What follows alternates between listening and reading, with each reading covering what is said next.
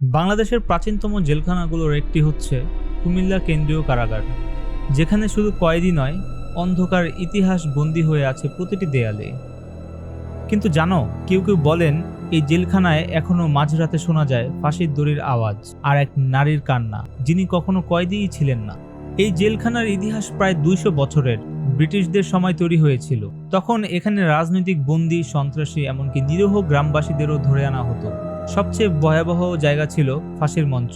এখানে অনেক ফাঁসি হয়ে গেছে, কিন্তু তাদের আত্মা কি মুক্তি পেয়েছে? সাবেক এক কারারক্ষীর বয়ানে পাওয়া গেছে, একবার গভীর রাতে ফাঁসির ঘরের কাছ দিয়ে হেঁটে যাওয়া এক সময় তিনি শুনেছিলেন, আমাকে ছেড়ে দাও, আমি নির্দোষ। চারপাশে কেউ ছিল না, শুধু একটা ছায়া দড়ির নিচে দাঁড়িয়ে কাঁদছিল, কিন্তু কাছাকাছি যাওয়ার আগেই উধাও।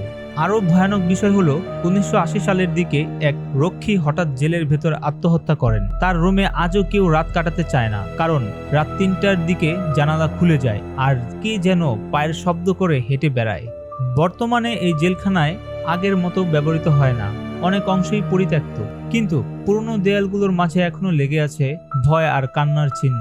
কেউ কেউ এটা শুধু ইতিহাস বলে, কেউ বলে এখানে কিছু আত্মা এখনো বিচার চায়।